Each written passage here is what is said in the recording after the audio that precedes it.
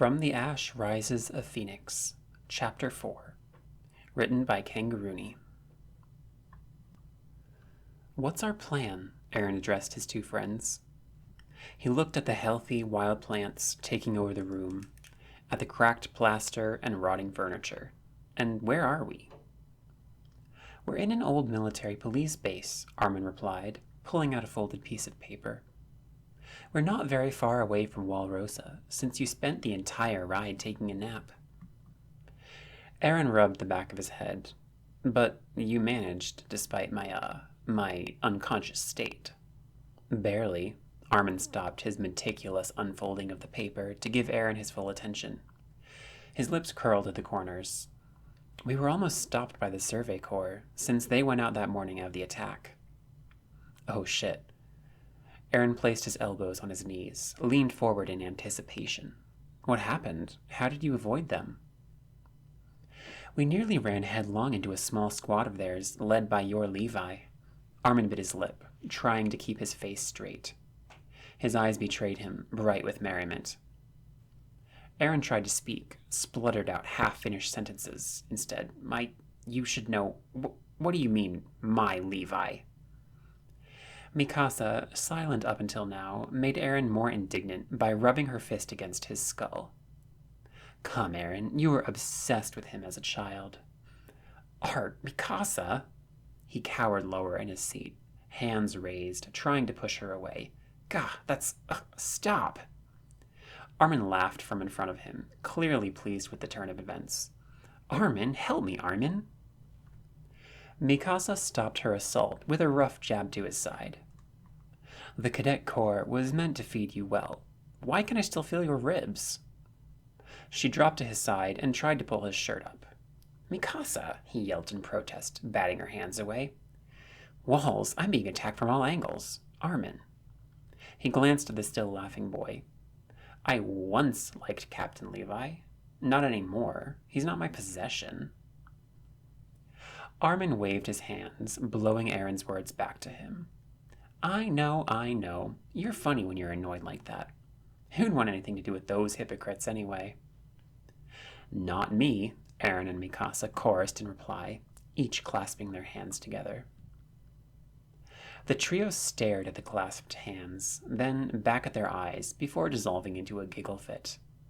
Not Me was a game they used to play in Shiganshina, when they first had to decide who was the finder in the game of Finders Hiders. The trio hadn't thought of this childish game in years, not since the fall of Shiganshina. That they could jump back into the game like nothing had changed. They were back in Maria.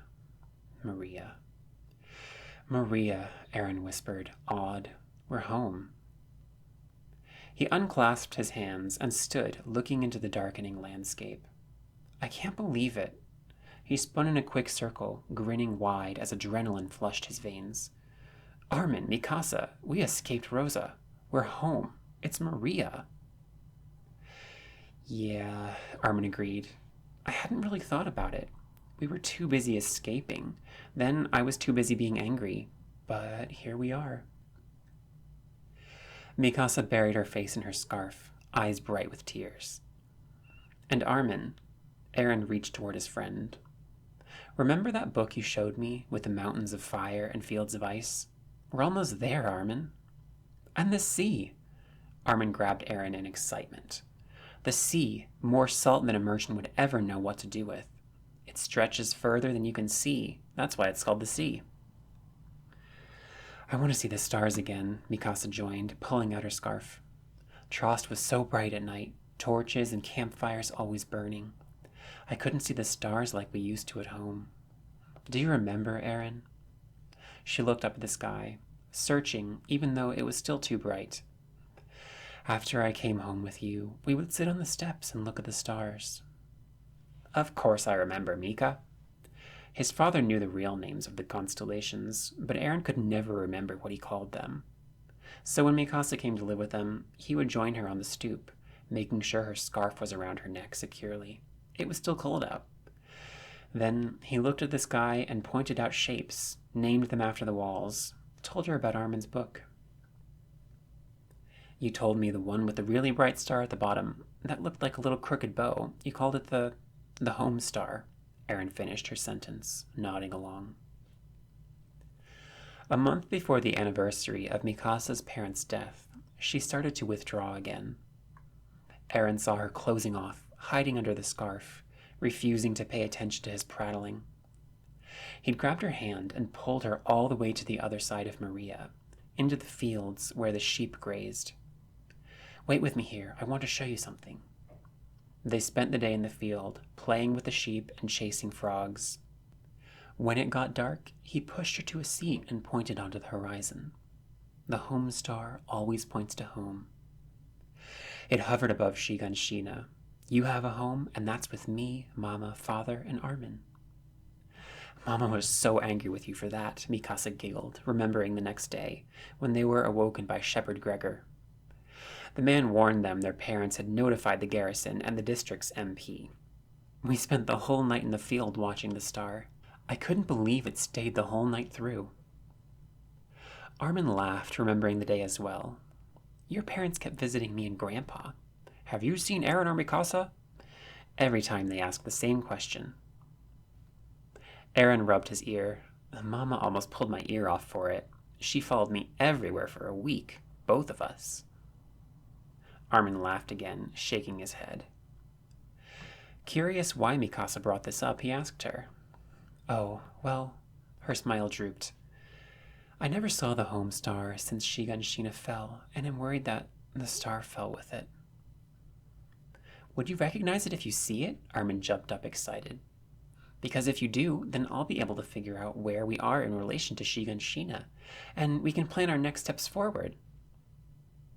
Erin dropped to a seat again. Right, what are we planning to do? And by we he meant Armin. Armin's job was to plan their route. That's what I was looking at. He gestured to the ground, where the paper lay unfolded. On it, Erin could see pencil markings. I made a map from what you learned at the training camp, and from what I remember Grandpa talking about. Erin and Mikasa crouched down to look at the paper. 3 concentric circles, named for the 3 walls, were labeled. Mitras district in the very center of the smallest circle. The southern district of Rosa, Trost, held the most detail, with street names and points of interest labeled. Along the entirety of Rosa, the outer districts were labeled. From there, the information was limited. Familiar with Shiganshina, the abandoned district was clearly marked. Along the rest of Maria, the remaining districts were blank, the land empty. Where are we? Mikasa caressed the label for Shiganshina. Look. Armin pointed to Trost, and then to the river they'd ridden so long ago. Trost's outer gate was destroyed by the colossal titan there. Erin blocked the hole, and when he passed out, we followed the old trading route between Trost and Shiganshina. He traced a light line that veered westward from the river. Why does it go away from Shiganshina if it's a trading route? Erin questioned. It's because it's a trading route that it wanders like that. I don't know everywhere it went, but the traders wanted to stop in as many towns between the 2 districts as they could.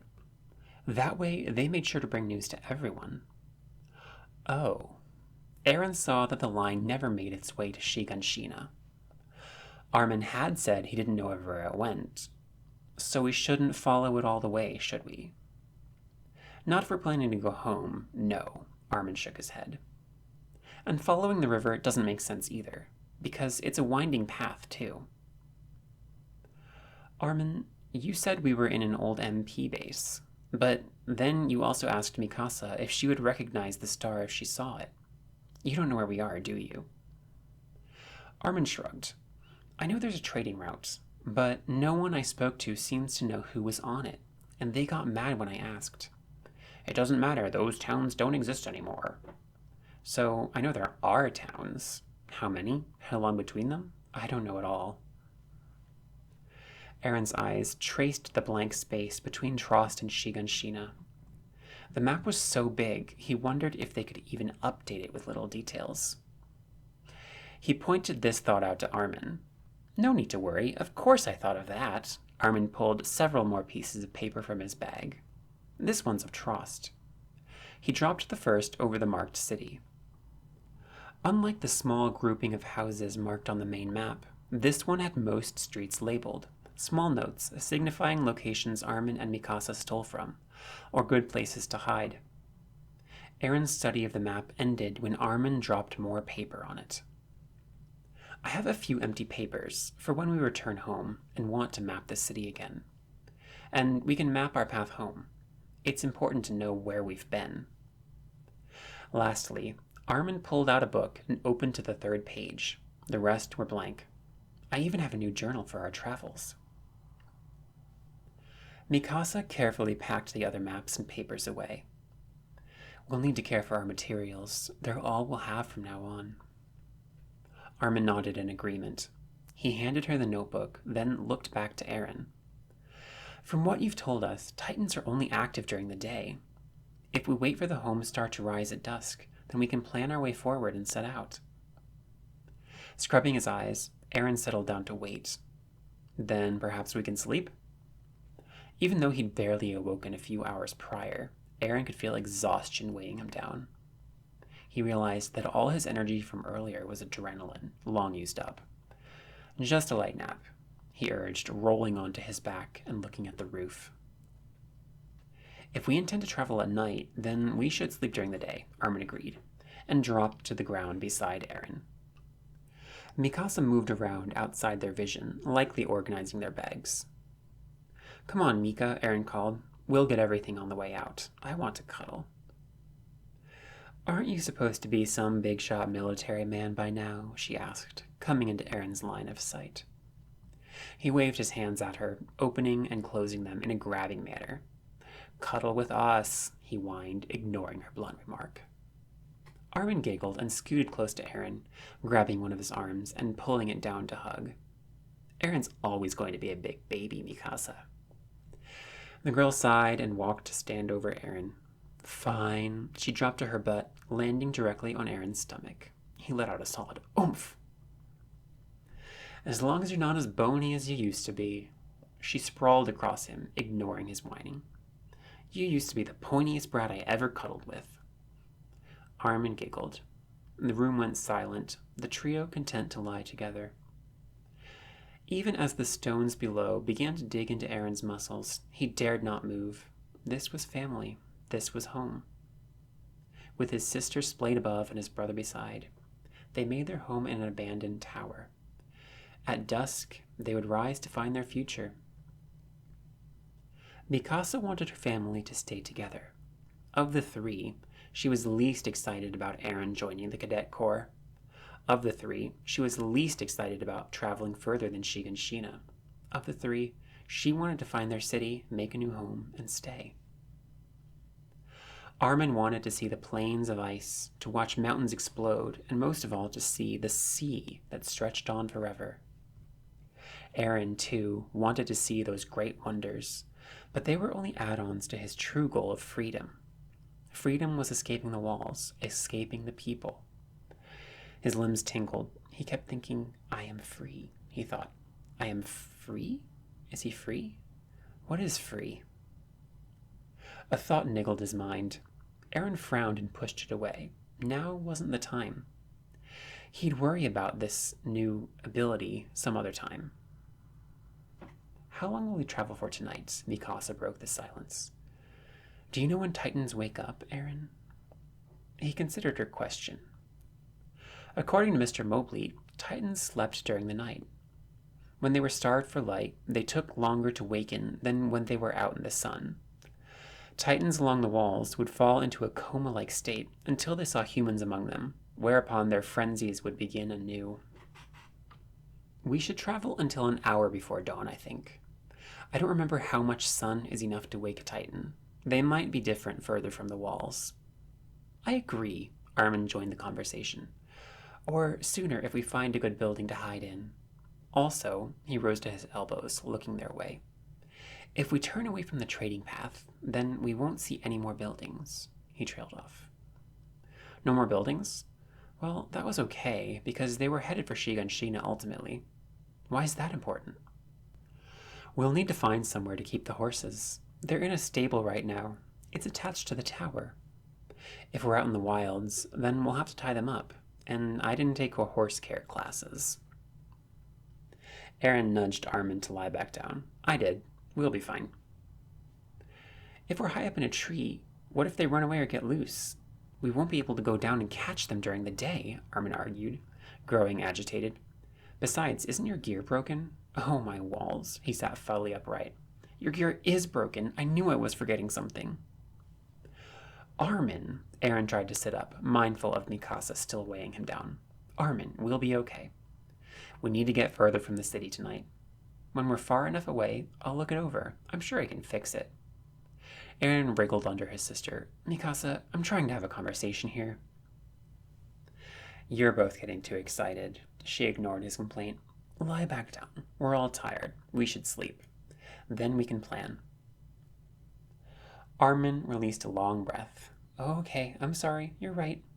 He scrubbed his face with his hands, then dropped to his side, facing Aaron and Mikasa. We'll sleep and then talk. I am really tired. The three resettled until comfortable again. Or really, Armin resettled, while Aaron gave into his permanent position below Mikasa, as her mattress.